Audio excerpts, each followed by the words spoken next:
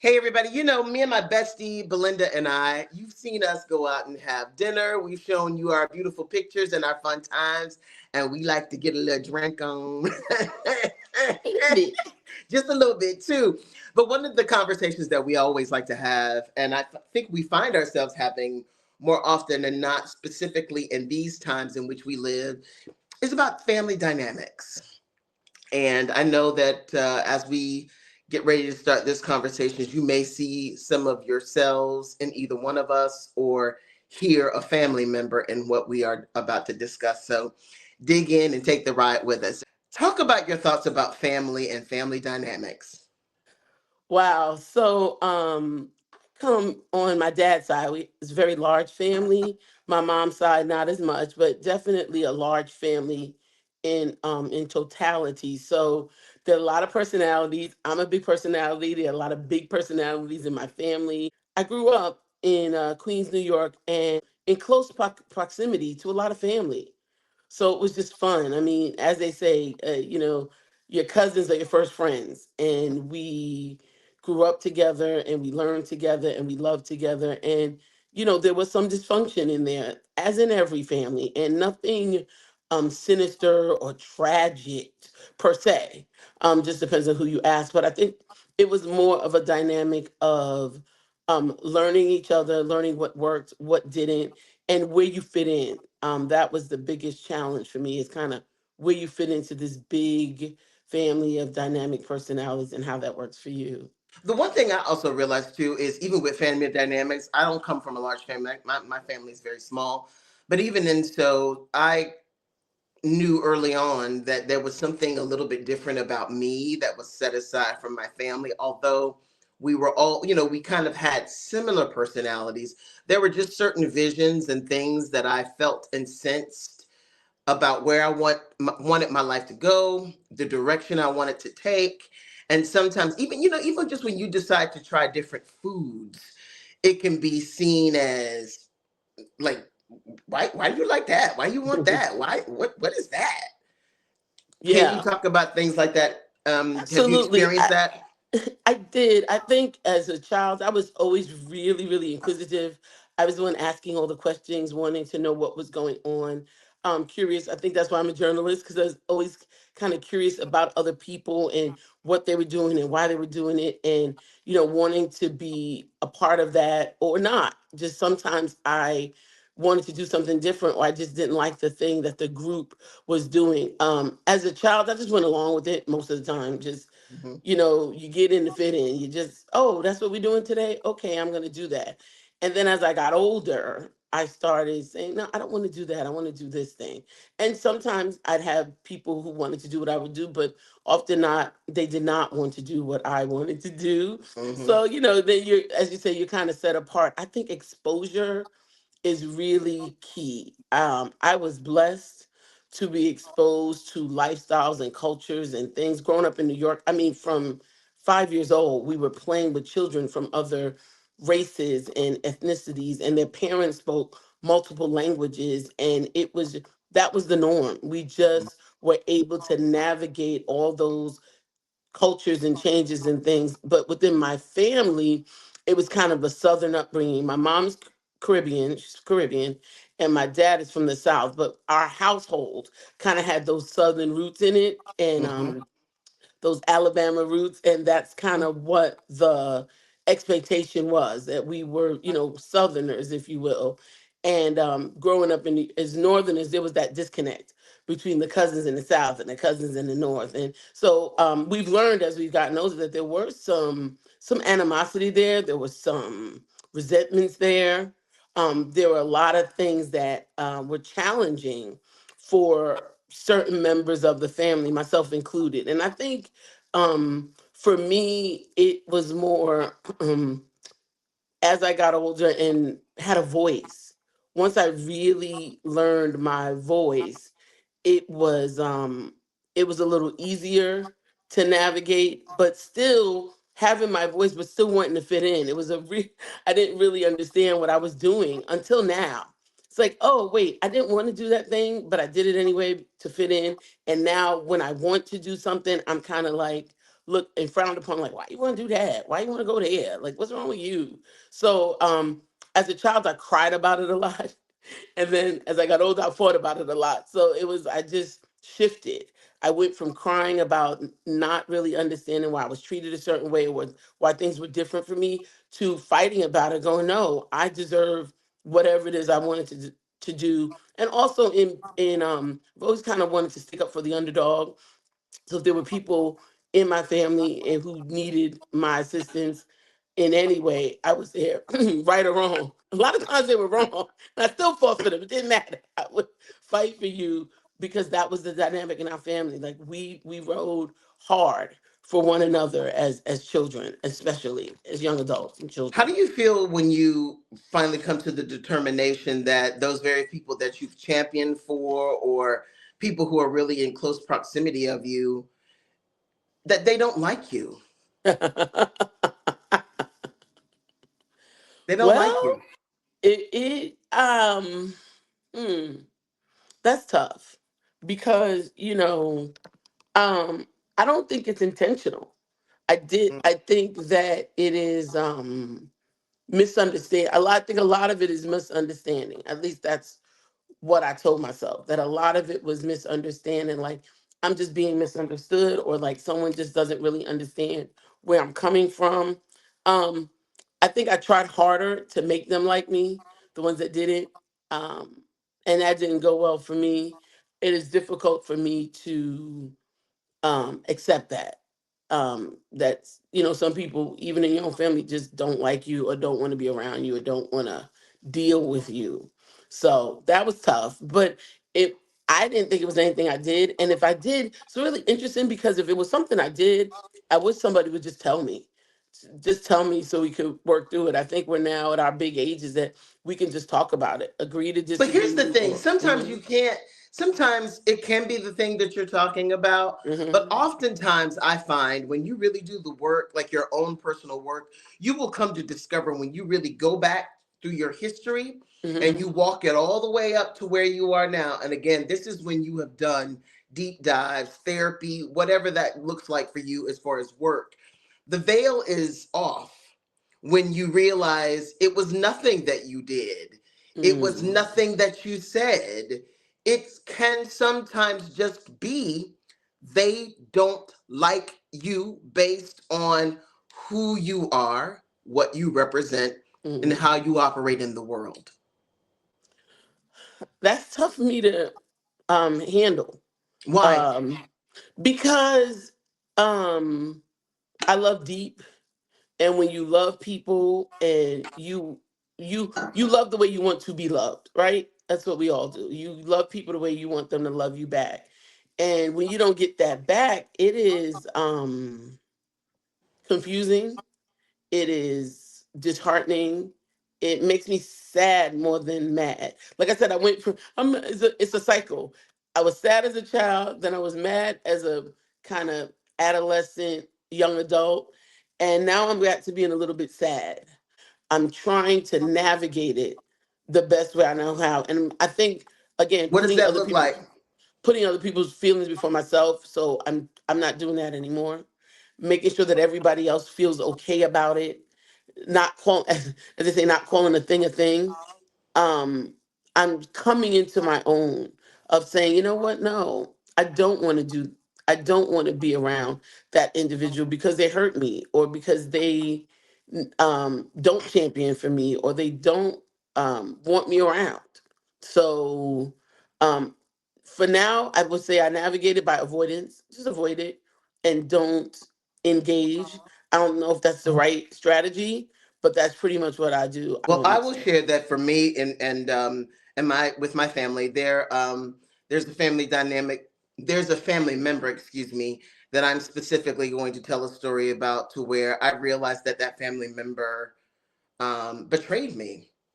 Oh And wow. it wasn't a betrayal like, oh, with money or whatever, but it was with loyalty. Belinda Okay. and I are both Tauruses, and Belinda's birthday is May 11th. My birthday is May 17th. And because of that, there is something about when I've decided to commit to somebody, family, friends included, and even friends that I've turned into family. I'm extremely loyal. And to a fault, I expect the same kind of loyalty that I give in return, unbeknownst to me. And God always does this to me at the end of the year. He will reveal something to me about someone that really shifts how I go into the next new year. Mhm. So, this family member I learned had done something that I didn't know for a long time that he'd done, and made it into a joke, and did Mm. it amongst people who were at a New Year's Eve gathering at the house. That when I got the revelation about what this family member did, it shattered me. Mhm. And to the point where I started crying and I knew it was time for me to go. And then the drive Mhm. home, so many things that were just unraveling with, with what he said, how he said it, and the lack of emotional kindness that he did not Mhm. show to me. And even to this day, never got an apology, never really sat down and talked about it, because in my mind I realized that my relationship with him was done. My Mm. relationship with him was over. And I'm very like, once I realize you don't mean me any good, or you don't understand where I'm coming from, or you don't relate to me based on what I'm saying, take yourself out of you and just hear me and look at it, feel it through my eyes. I'm the kind of person, I people like that to me are dangerous, because I'm like, so you thought that was funny. You don't see it as betrayal, and you don't care how that made me feel. Got it. And Mm. I'm one of those ones where I cut off. I remove myself from people, and I don't care who they are, whether we share bloodlines or not. If it is not good for me, my energy, my spirit, my inners, if it rattles me inside, I believe that's God's way. That's Holy Spirit's way of letting me know, stay the hell away from whoever that is. Mhm. Because I found that the more you kind of operate in that space, you also realize you do have to have a guard up. You do have to pretend. You do have, and at my big age, I just can't pretend anymore. The difference is like how you say I always want to know why. And I've got to get over the why.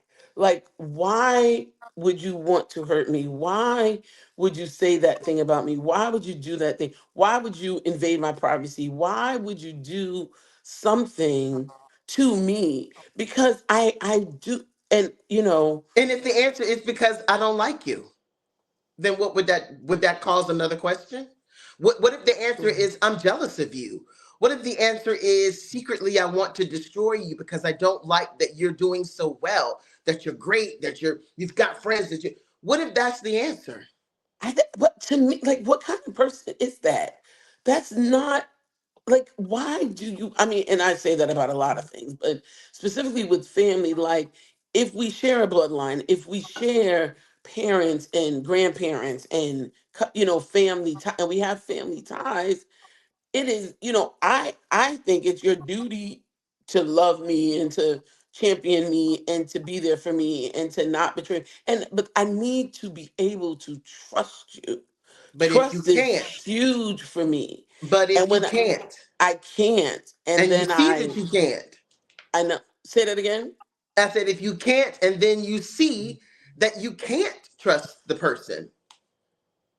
It's hard because you're still around them at family functions and things are still going around. Like, unless you just remove yourself from all of it, it's difficult to navigate. I think, again, for me, avoidance is my, I guess, defense mechanism. I Hmm. go to avoidance because it is uncomfortable. And the other thing is, sometimes I don't think it's worth the conversation because I already know I'm not going to get the answer that I want. I'm not going to get the thing that I need from Hmm. the person that I'm talking to because they don't see anything wrong with what they say or do. They don't see it as betrayal. They don't see it as being mean. They don't see it. So having the conversation is not going to help me because Hmm. they're never going to admit it, fess up to it, own it. And again, like you said, I think because they don't want to, or it's just not that important to them, or I'm not that important to them. Hmm. So we're not going to have that conversation. So yeah, I think I stuff it down, I avoid it, I move on because that's what we do. What do you especially think as that Black does to your women. body? What do you think that does to Oh, your body, your mental state, that oh, you're yeah. stuffing it down and I you just think, like yeah, I think you can see some of it. It's evident, I think that not self care has not been my priority because I was always trying to win over the people that I shouldn't have. Verbal abuse is just as damaging as physical for a lot of people. And what I mean by that, it's not I believe somebody it's more just, damaging. It stays with you. it You replay it stays here with you. and And it's here. not, and when I say verbal abuse, it's not, oh, dumb, stupid, like name calling, that kind of thing. It's different where you keep, a lot of times people put things on me that aren't true. And I'm like, I'm not like that. And they're like, yes, you are. It's you. Oh, I, I don't know how to address that. Like, if that, so I'm like, well, if that's how you feel, then that's how you feel. I don't know what to do with that when people put things on you. Well, I know you like that because you've done this or you said that. And the other thing is too, they don't allow you any grace to grow. Like I may have said that at 22. I am now 55. Let it go. Child My bride. God. Right. My God. When we all say things or have said things or felt a certain way or had a certain stance in our 20s or Mm-hmm. 30s. Mm-hmm. But now it's different. Allow it to be different. Allow me to be different. Allow me to do it different. Allow it to be a different relationship now that we're adults. Stop Mm-hmm. holding on to those childhood hurts. If I said something that hurts your feelings or whatever, tell me. I'll apologize because I truly did not intend it. I did not.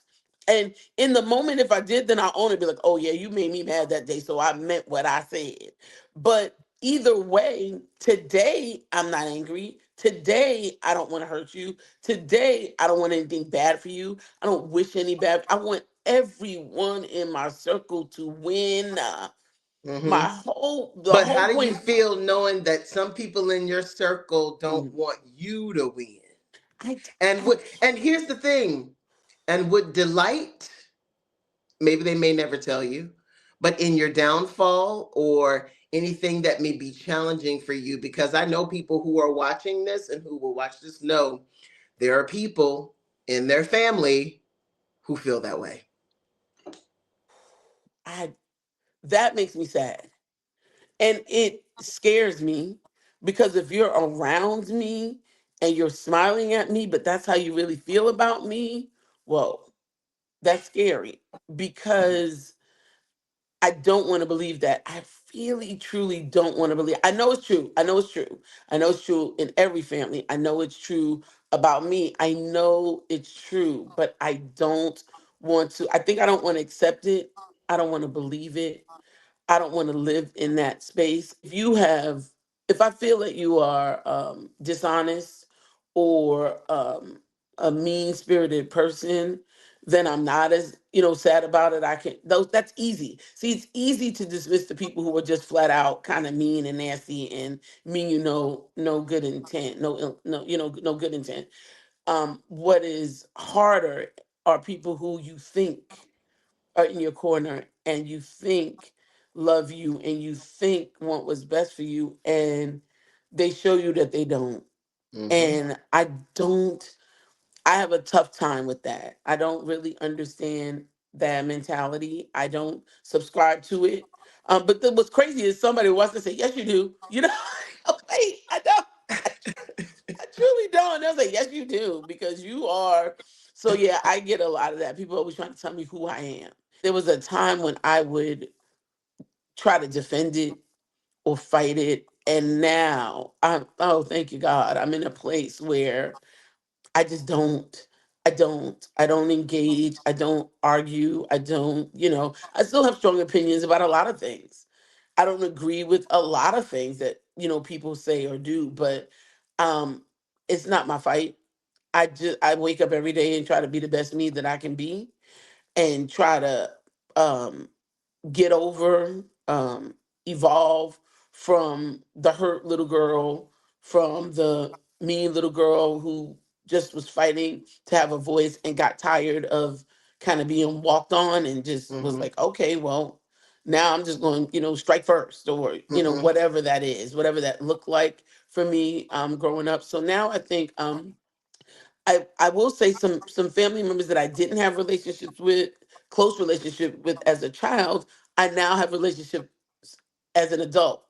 And that's nice and that's fun Mhm. because we don't have any kind of past traumas to overcome or anything like that. So So that's it's really, easier. really nice. It's easy, it's easier, it's nicer, it's lovely. The one thing I realized that out of all the talks that you and I have had, sometimes hours long, the difference is there's so many similarities in you and I, but the main difference I have come to realize is that you somewhere in you still longs for acceptance from Mm, the people you love. And for me, I realized I don't give a damn if you accept me or not. I accept mm, me.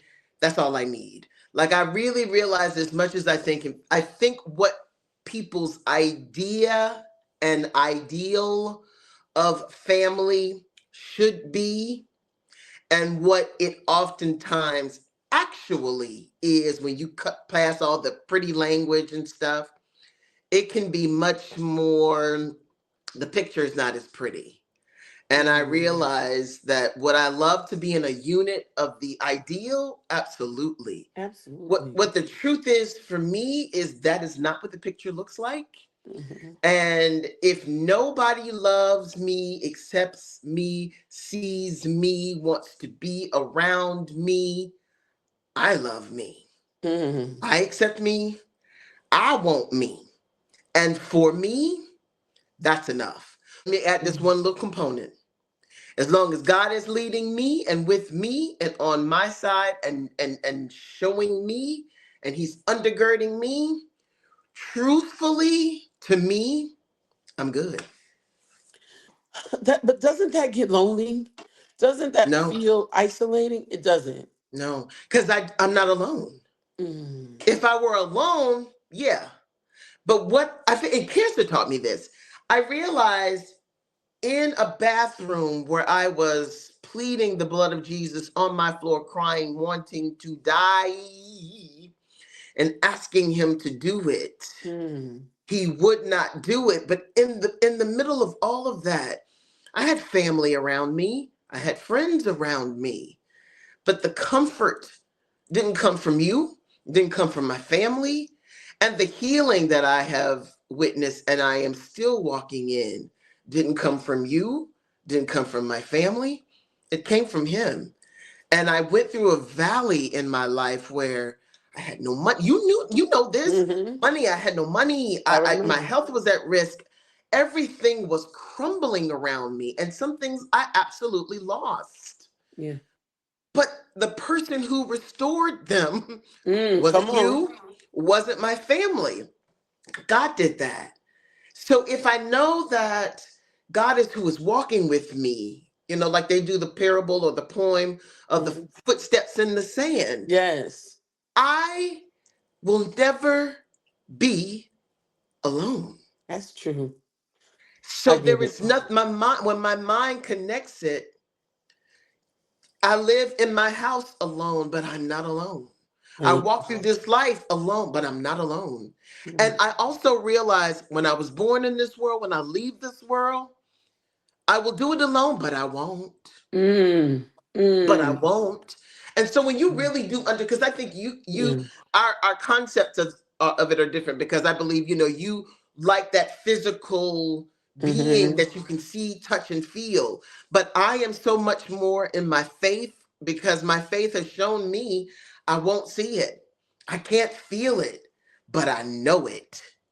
And Mm. when you know it, it shifts as much as I love you, and I love you down. Mhm. But if something were to happen and we splintered, I Mhm. know I'm not alone. Right. I Right. just, I just, I just, he's brought me through too much. He's Too shown me too much. much for me to get caught up in people, opinions, because I also realize if I am relying on the opinions of people, if I need from Mhm. people, I'm going to die. Mm. Because the very people who may love me this minute, the next minute may hate my guts. I Yeah, can't rely on that. I hear you. I can't rely on that. That's too fickle for me. That's too up and Hmm. down. But what I can rely on is the rock. That rock is Mm. steady, Come on. and I sit on it. I stay on it, Mm. and I never let anything come before that. There's nothing I love. There's no one I love. There's no one I trust like him, Amen. and that's how. That's why I don't feel alone. Right. Yeah. That so the thing is, so the other thing I find that when you do the work and you Hmm. do the self reflection and you really sit with it Hmm. and try to understand it, work through it, whatever it is that you're doing, um, it's uncomfortable. Oh God, And it's excruciatingly it's painful. uncomfortable. Ooh. It is it's debilitating to a degree because you're kind of stuck because you know it, you see it, you believe it, but you don't know what to do with it because I think I have to, I'm going to speak for myself. I have to get over the fact that speaking my truth might make other people uncomfortable. And Yeah. I don't like to do that. Yeah, and I I don't don't care. like to make people uncomfortable. Other I don't people like, uncomfortable. Yeah. yeah. Which And means then you care about there's like it's almost like you care about them a little bit more like than you do yourself. absolutely, Mm-hmm. absolutely. Mm-hmm. Absolutely. And that was Mm-hmm. taught. That was taught at a very, Mm-hmm. very young age. When I've basically been a caregiver my entire life.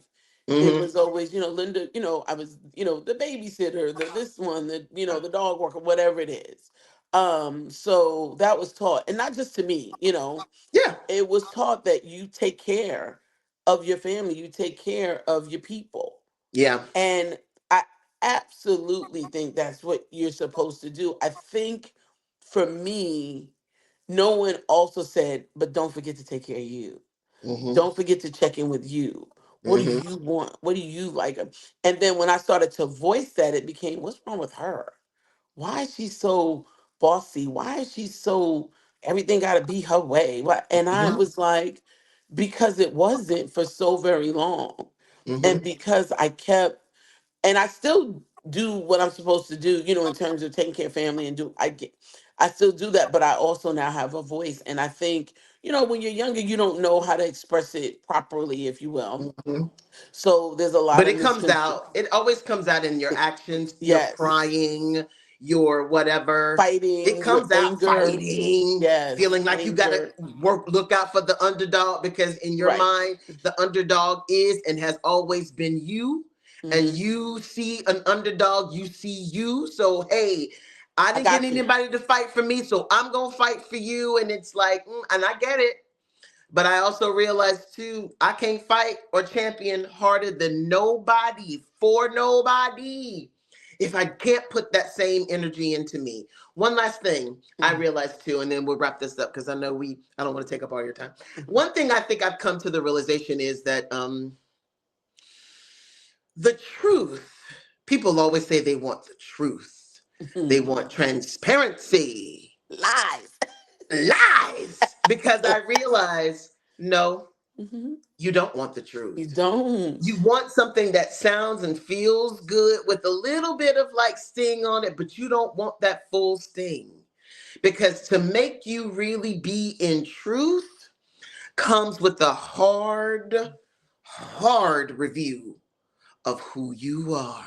Oh my Lord. And you don't like looking at you Mm-mm. telling you, oh, you done messed up, or oh, you got some funky Yes. ideas, or oh, you don't love you, No. oh, you are messed, you ain't right. Right. That is extreme. That's it right there. It's Hmm. the uncomfortability of it all, and it's not just me, keeps a lot of us silent. Yes. Every person has said, oh, I'm not going to say nothing about it. I'm just going to let it go.